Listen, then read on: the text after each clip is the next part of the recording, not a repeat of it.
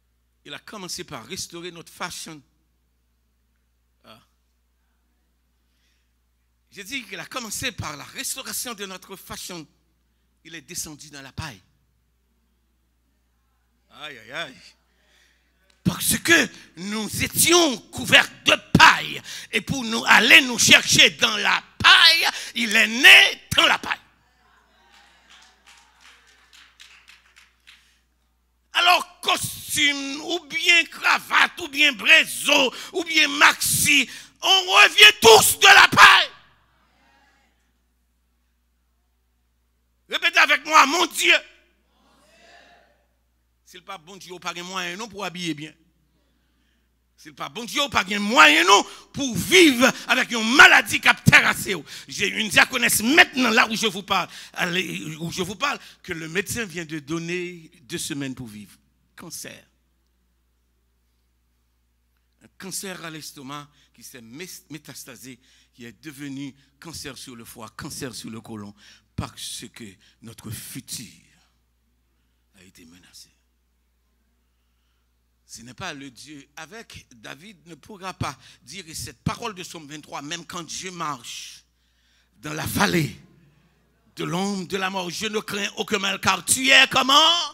C'est le Dieu avec. En sorte que quand le mari te dit au revoir, le Dieu avec reste. Quand la femme te donne dos, le Dieu avec reste. Quand les finances, la banque te dit que tu n'as plus d'argent, le Dieu avec reste.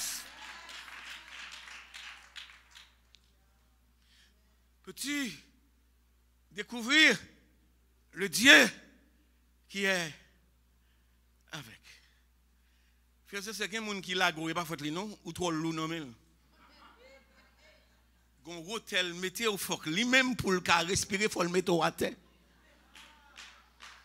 Est-ce que l'église est avec moi, soeur? Mais le Dieu qui est avec, tu n'es jamais trop lourd, tu n'es jamais trop pauvre, tu n'es jamais trop laid, tu n'es jamais trop riche, tu n'es jamais trop sot, tu n'es jamais trop imbécile, tu n'es jamais trop ignorant, tu n'es jamais trop coupable. Le Dieu avec te prend par la main. Répétez avec moi, et mon Dieu.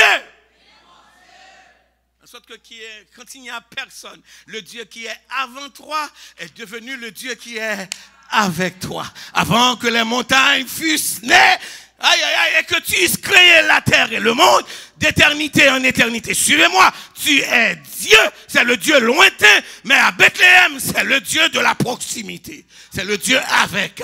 En sorte que quand il n'y a personne, il est.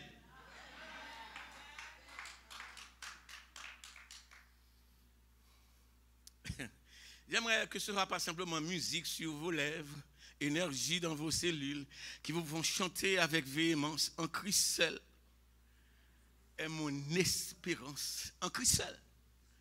Sa justice est mon qui bagaille. Il est devant Dieu mon appui. Écoutez ça. En sorte que tout autre asile, tout autre appui, parce qu'il est le Dieu avec. Ce Dieu qui est avec peut certainement te tendre la main. Ce Dieu qui est avec ne te laisse pas sombrer dans la détresse. Ce Dieu qui est avec ne te donne pas d'eau quand ta face est laide. Je reprends ça. Ce Dieu qui est avec ne te donne pas d'eau quand ta face est laide. Est-ce que l'Église peut crier « Et mon Dieu » ? Il n'est pas simplement la création, le Dieu qui est avant nous. Il n'est pas simplement l'incarnation, le Dieu qui est. Le Dieu qui est. Je ne vous entends pas. Le Dieu qui est avec.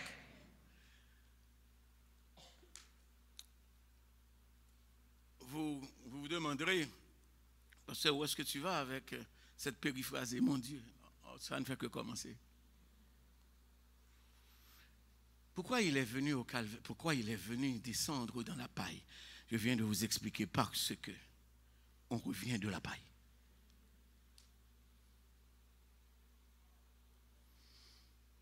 Et si vous pensez que c'est vos habits qui vous donnent votre identité, quand Joseph a été dévêtu de son costume multicolore.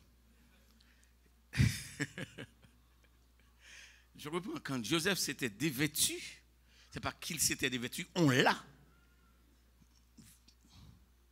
On a assassiné son caractère. On a enlevé son costume. On l'a vendu, on l'a jeté, on l'a revendu, on l'a déshumanisé, on l'a agressé.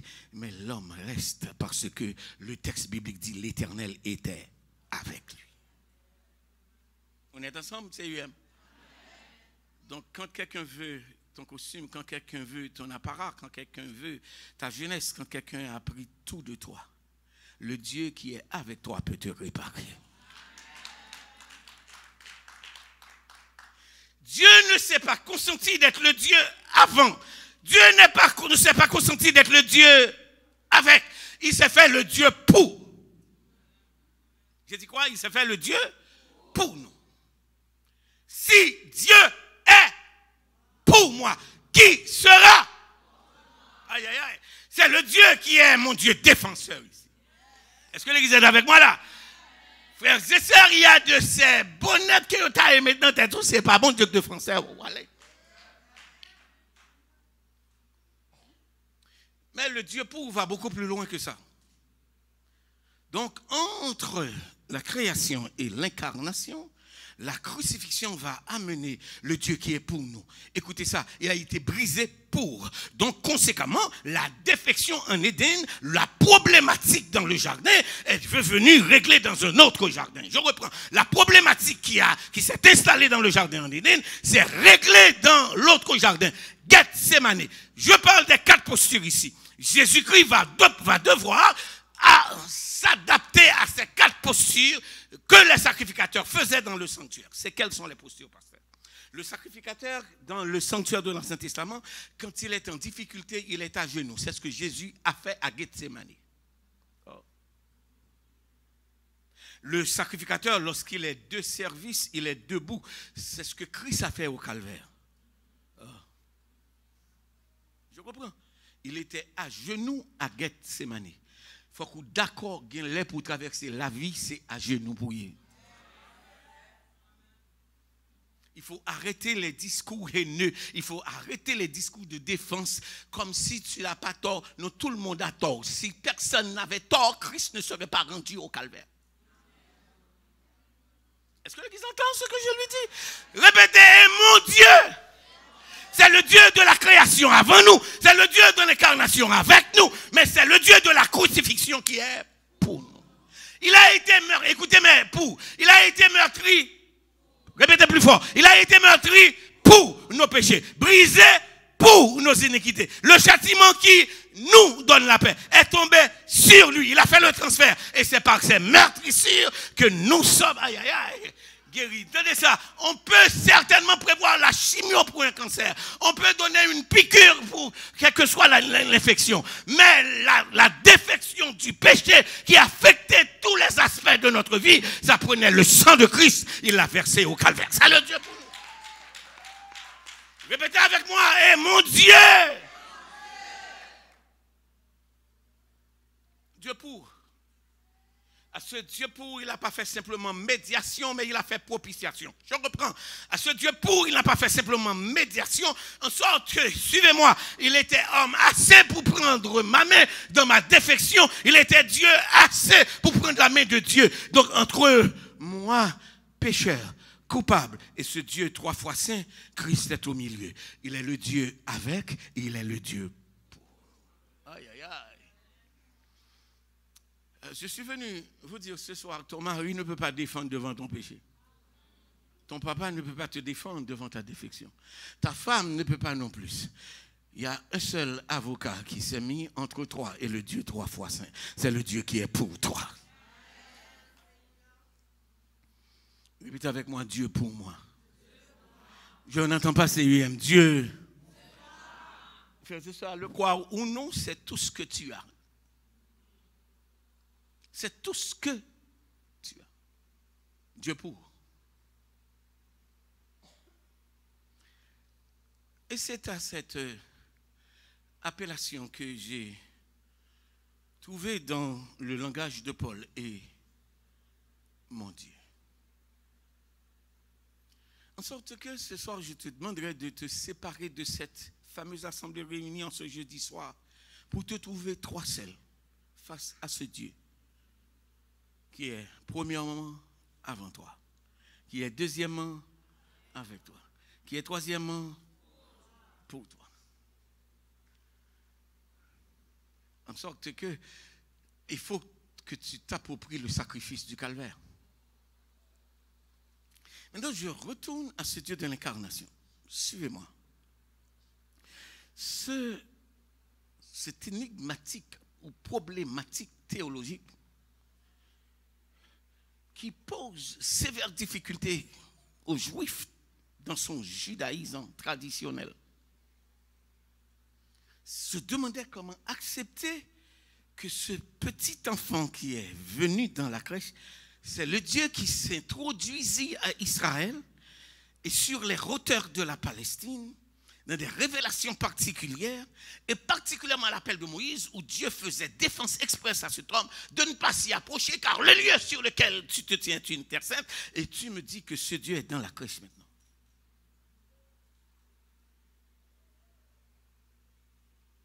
Tu me dis que ce Dieu est dans un étable. Tu me dis que ce Dieu a donné proximité pour qu'il soit en mesure de devenir mon Dieu. Le Dieu qui est avant moi, maintenant le Dieu qui est avec moi. Suivez-moi. Vous savez pourquoi Jésus a pris naissance là où il l'a fait? S'il est venu comme étant la réponse de Dieu à la problématique de l'homme, je reprends. S'il est venu comme étant la réponse de Dieu à la problématique de l'homme, il doit pouvoir se mettre à la proximité de l'homme.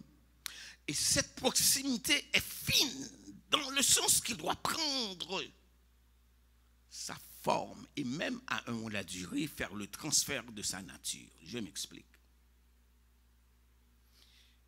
Est-ce que Dieu ne pouvait pas rester au ciel et sauver l'homme par un acte de décret divin? Est-ce qu'il ne pouvait pas le faire? Oui, il pouvait le faire. Et personne ne s'y opposerait. Mais il a décidé plutôt de nous couvrir par sa divinité en prenant notre humanité. Je reprends. Il a décidé de faire quoi? De nous couvrir par ça. En prenant quoi? Suivez ça. Vous savez pourquoi il est né à l'étable? C'est parce qu'il va être le sacrifice pour le péché. Dans le contexte de l'étable, suivez-moi. Là où Jésus a pris naissance n'était pas une étable où n'importe quel animal se trouverait.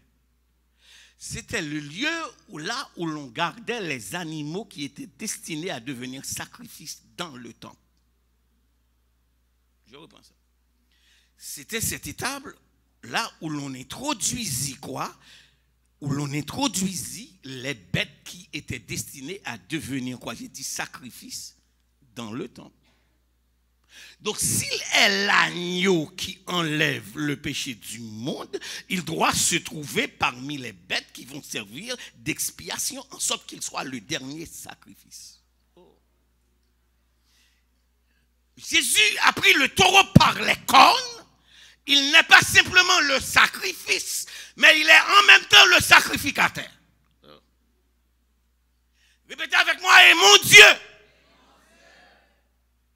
Il n'est pas simplement, j'ai dit quoi, le sacrifice, il est aussi quoi, le... Voilà la problématique. S'il est le sacrifice, il doit être sur l'autel. S'il est le sacrificateur, il doit être debout. Là, il y a un problème. Oh, pasteur collé.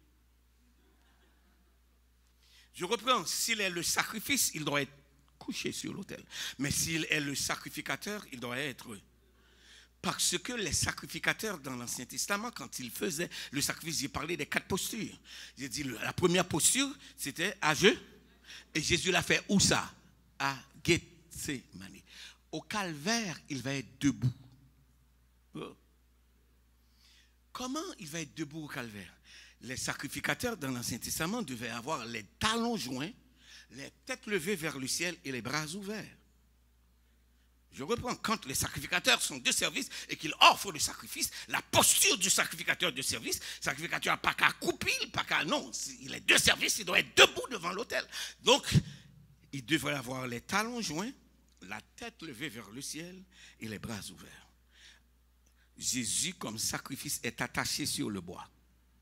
Arrivé sur le lieu du crâne, il y a mis le sacrificateur à camper sans ne pas réaliser. Il est debout sous la couronne d'épines. Oh. Il est debout sous les clous. Il est debout sous les crachats. Répétez avec moi, et mon Dieu. Donc en sorte que pour qu'il soit mon Dieu, il a pris ma place. Pour qu'il soit mon Dieu, il a payé ma dette. Pour qu'il soit mon Dieu, il m'a apporté mon salut. Pour qu'il soit mon Dieu, il faut qu'il soit mon sacrificateur.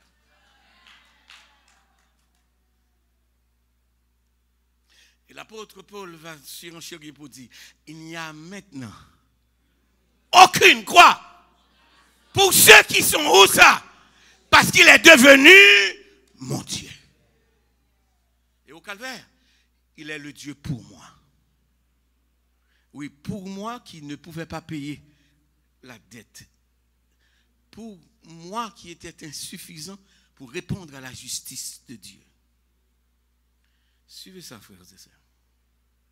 Vous me posez la question, mais pasteur, pourquoi le sacrifice de Christ n'a pas été fait à l'intérieur du sanctuaire? Parce qu'il est le sanctuaire.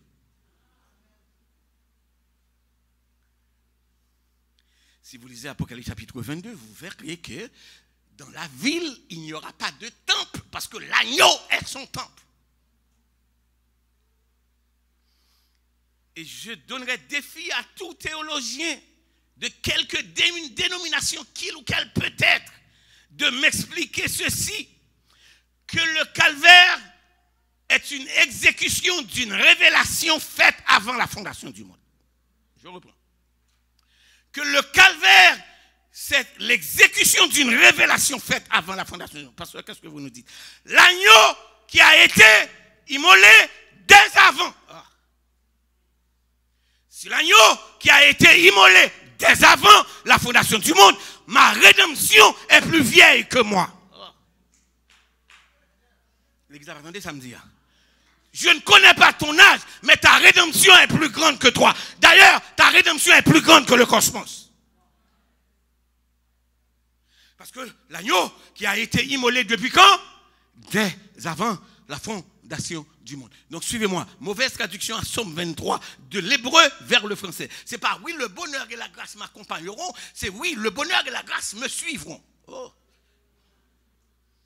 En sorte que mon bonheur et ma grâce suivent ma destinée et chaque pas me fait sauveur. Allez devant. Est-ce que l'église est avec moi? Est-ce que l'église est avec moi? Donc c'est pas où pas ta chute, attendez, mais bon Dieu, allez devant. C'est pas fou, pas ta fou, attendez, mais bon Dieu, allez devant. C'est pas tête ou pas ta petite, attendez, mais bon Dieu, allez devant. Il est le Dieu avant, il est le Dieu avec, et il est le Dieu. Que le Seigneur vous bénisse abondamment. Répétez avec moi, et mon Dieu. Combien de monde qui est mon Dieu ça, soya? Répétez, et mon Dieu. Pas quitter mon longer doit tout, attendez, tu as un Dieu. Pas quitter mon humilié, attendez, tu as un Dieu. Pas quitter mon déranger, attendez, tu as. Répétez avec moi, et quand tu n'as pas d'argent, tu as ton Dieu. Quand tu n'as pas d'amis, tu as ton Dieu. Tu peux ne pas avoir de mari, mais tu as ton Dieu.